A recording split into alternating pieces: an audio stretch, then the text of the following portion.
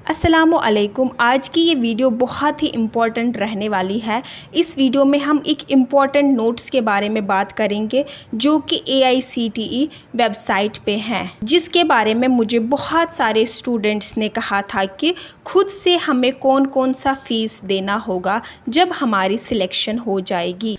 तो वीडियो को पूरा देख लेना ताकि आपके डाउट्स क्लियर हो जाएंगे। फर्स्ट ऑफ ऑल, आप सब ये बात जानते ही होंगे कि जब हमारी सिलेक्शन होती है PMSSS के अंडर तो स्कॉलरशिप आने में टाइम लगता है। नियर अबाउट 8 to 9 मंथ्स तक भी लग जाते हैं स्कॉलरशिप आने में। पहली स्कॉलरशिप आने में तो ज़्यादा ही टाइम लगता है, तो तब तक खर्चा स्टूडेंट्स को खुद से ही उठाना पड़ता है, like hostel fees, mess fees etcetera. But इस वीडियो में हम मेनली बात करेंगे कि क्या स्टूडेंट्स को खुद से एग्जामिनेशन फीस देनी होती है कि AICTE पे करता है वो। तो स्टूडेंट्स को खुद से नहीं देनी होती है एग्जामिनेशन फीस, वो सब AICTE पे करता है कॉलेज को। आपको कुछ भी नहीं देना होता है कॉलेज में फीस, ना आपको एग्जामिनेशन फीस देनी होती है, ना आइडेंटिटी कार्ड वाला फीस देना होता है, ना लाइब्रेरी वाला फीस देना होता है। बाकी जितने भी चार्ज होते हैं कॉलेज में, आपको कोई भी फ़ी पे नहीं करना होता है खुद से कॉलेज में, वो सब AICTE पे करता है कॉलेज वालों को।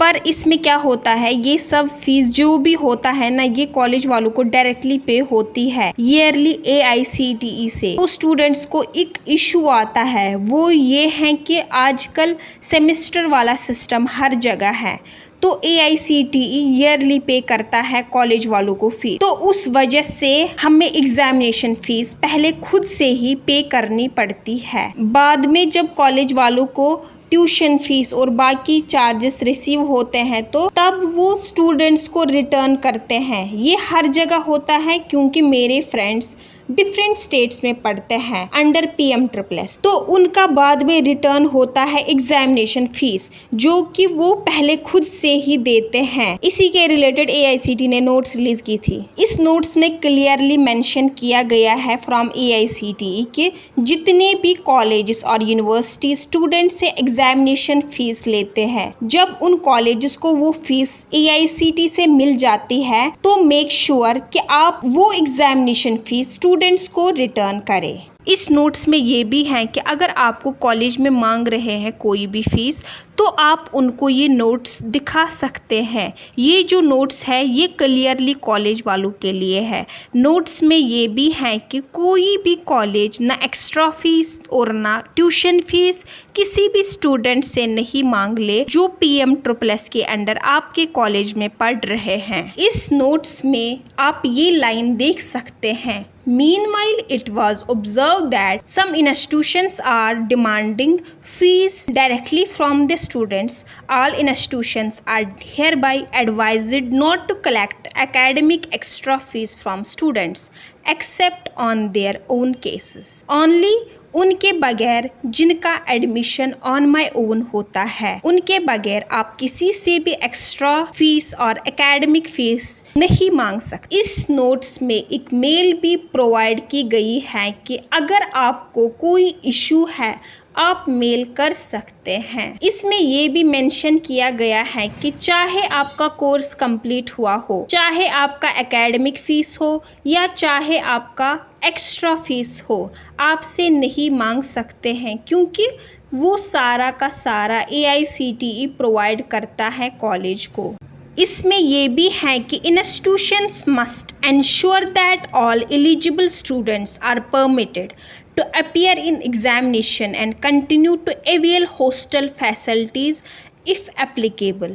ये था जो इस नोट्स में लिखा है। मीनवाइल मैं आपको ये बोलना चाहती हूँ कि आपसे कोई भी फीस नहीं मांग सकते हैं कॉलेज वाले, पर कुछ केसेस में ऐसा होता है कि कॉलेज वाले पहले मांग लेते हैं स्टूडेंट्स को एग्जामिनेशन फ़ीस, बाद में जब उनको रिसीव होता है ना AICTE से फ़ीस तो वो रिटर्न करते हैं स्टूडेंट्स को। पर हमारे साथ हमारी यूनिवर्सिटी में ऐसा नहीं होता है, हम एग्जामिनेशन फ़ीस देते हैं। यहाँ तक कि एग्जामिनेशन फ़ीस कम ही होता है पर देनी पड़ती है हमें, क्योंकि स्टूडेंट ईयर तो वेस्ट नहीं कर सकता एग्जामिनेशन फ़ीस के लिए। जब ये नोट्स मैंने पहली बार देख ली थी तो मैंने तब मेल्स और ग्रीवियंस करी थी AICTE को। अगर रिसेंटली ये नोट्स रिलीज़ हुए हैं कि स्टूडेंट से कोई भी फ़ीस नहीं मांग सकते कॉलेज वाले, पर हम इस डैश डैश यूनिवर्सिटी में पढ़ रहे हैं, हमसे ले रहे हैं examination fees. In that male and grievance I mention my candidate ID, college name, state, district और लिखा हमसे मांग रहे हैं कॉलेज वाले एग्जामिनेशन फ़ीस।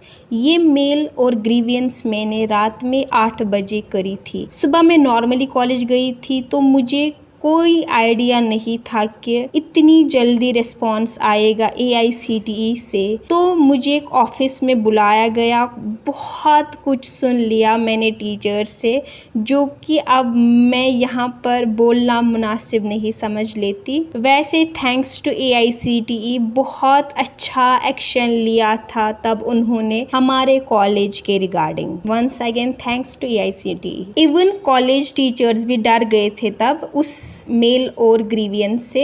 बहुत बड़ा रिस्पॉन्स आया था तब AICTE से। टीचर्स ने हमें कहा कि आप सब ने हमारी यूनिवर्सिटी का नाम ख़राब कर दिया, और बहुत कुछ सुनना पड़ा था हम तब। पता नहीं कैसा वो टाइम निकल गया, अब तो बहुत अच्छा हो रहा है फीस।